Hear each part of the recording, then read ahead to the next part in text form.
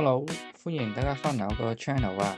今次咧想同大家去一個我未好耐冇去過10幾年冇去嘅地方啊，首爾。咁我今次就搭 cafe 嘅。咁我首先就去咗嗰個The Bridge 嗰個新嗰個 lounge，食少少嘢之後咧就上機啦。咁而上到機咧，嗰啲 serve lunch 嘅有點心拼盤食嘅，大概3個幾鐘咧就到㗎啦。咁我哋咧就 book 咗車喺機場 pick up，我哋就直接去酒店嘅。咁我第一晚咧，我哋住一間酒店喺江南區。咁嗰日就話塞車啊，所以成個幾鐘先至到。咁沿途其實都見到佢嘅 highway 咧，因為我哋係 weekdays 下晝嘅，都幾多車下。我哋首爾第一站就喺江南揾咗間酒店，聽講好似係10大最豪華嘅酒店首爾。咁呢間酒店係複式有2層嘅，咁我哋而家帶咗入去，一入門口右手邊嘅廁所。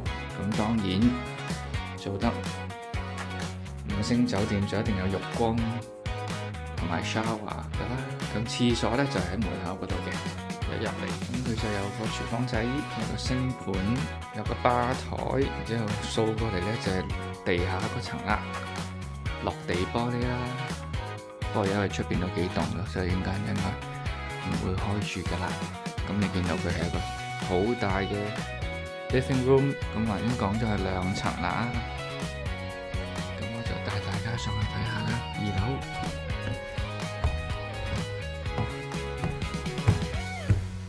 雙人床2張，佢個特色拱形嘅天花板，全部都係一塊木過嘅設計啦，好似一個山洞咁樣。有張書台，最正就係咩啊？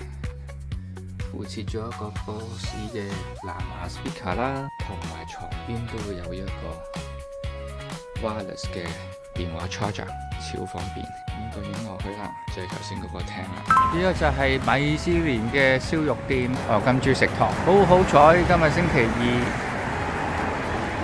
2，完全唔使排隊啊！呢間連續咧由19年去到25年都有攞咗嘅米芝蓮金豬食堂呢間韓燒咧，基本上咧其實我哋一坐低咧，佢就會攞咗一碟嗰啲豬肉片片啦。咁我哋就叫咗一個 set， 咁佢有包啲生菜啊，有啲醬啊、sauce 啊，跟住當然有啲菜，有啲菇菇去燒嘅。咁其實成咧都係嗰個 server 幫我哋燒，就唔需要自己燒咯。咁你其實都聽到啲吱吱喳喳嘅聲咧，其實都真係好香嘅成間餐廳度，同埋佢都燒得即係外脆內軟，啱啱好嘅。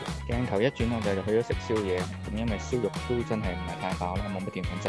咁我哋去咗酒店附近嘅一間食呢一個熱湯石鍋嘅，佢哋叫白骨牛肉湯啦嘅一個宵夜嘅 set， 都幾好食，因為佢真係好熱啊！嗰個石頭鍋咁上碟嘅時候咧，喳喳聲咁，同埋佢啲湯頭都幾鮮甜，真係用牛骨去煲嘅，咁所以而家真係唔錯，同埋都好平。我冇記錯，好似幾25港幣就有一煲啦。早晨啊，首爾！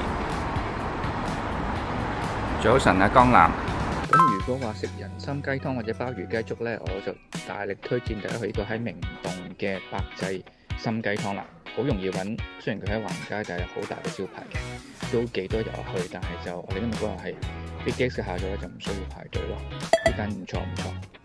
食完雞粥係鮑魚粥同埋呢一個人參雞湯之後呢，我哋就去咗明洞附近嘅一個天主教堂，其實都幾出名嘅。咁我本身係教徒啦，咁所以都特登要朝聖下。咁再加上嗰啲聖誕燈飾真係幾靚。帶大家睇下聖誕嘅明洞樂天 Department Store 嘅夜景啊！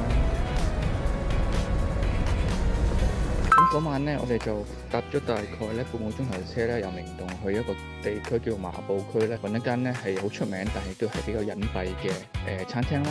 喺麻布區叫做係味露食堂啦。咁其實喺住宅區嘅，仲要喺半山嘅，所以我哋喺明洞都搭咗成半個鐘頭車去。咁由於間餐廳咧都唔係好大，得4張台，同埋都係由兩公婆去處理啦。老公就係做主，老婆就係做 serve 嘅。咁所以我哋都係叫咗佢最特色嗰幾樣嘢啦，即係 beef tartar 生牛肉同埋呢一個韓式牛肋骨，仲有個辣炒魷魚。咁我哋仲叫咗個豆腐湯添。咁其實整體上都真係好地道啊，好住家。佢價錢唔貴嘅，冇記錯2個人咧大概係食咗600-700蚊到啦港幣。咁但係真係要 book 台，因為真係佢得4張台，係滿嘅，keep 住有 local 啲人入去。咁因為我哋就揾當地嘅韓國人幫我哋 book 台啦，咁所以先 book 到。咁其實所有餐廳嗰啲資料咧，我都會擺咗喺個 description 嗰個連結嗰度噶啦，咁你就可以慢慢揾下啦。好啦，嚟韓國一定要食嘅就係呢個醬油蟹，咁而跟住就大家去咧就係呢個真味食堂。亦都係比較偏遠喺麻浦區，但係佢真係好出名嘅，聽講都好似攞咗幾年米芝蓮㗎啦，20年到而家都有份。咁佢專係食醬油蟹，冇其他嘢嘅，即係唔會有醬油蝦或者醬油鮑魚嘅，齋醬油蟹。咁佢係一個 set 一個 set 啦。咁我哋就叫咗一個 set 先嘅，就每人就有一隻蟹，咁咪斬半咁斬件嘅。其實我哋食咗一隻之後咧，覺得都唔好㗎，咁我哋就叫嗰個餐廳睇下會唔會可以俾多一隻啦。咁好彩有人咧，就應該係訂咗飯冇嚟到，咁我哋就可以一人食多一隻蟹嘅 total 每人2隻。個圍起港幣大概係200蚊到一隻啦，就唔算貴嘅，以嗰個咁嘅質地嗰個 quality。咁我覺得就絕對值得去食。even 我哋都係搭的士去，但等去麻浦區都比較遠，但真係十分之好食。影翻個門口俾大家睇啦，喺麻浦洞真味食堂食，淨係醬油蟹，冇其他嘢食噶啦。所以食完我哋都應該會再去揾嘢食，因為未飽，一人食咗2隻蟹 ，total 4隻蟹。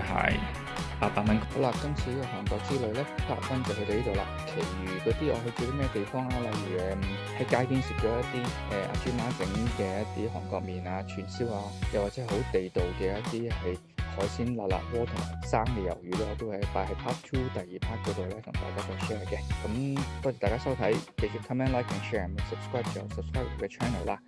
下一條片再見，拜拜。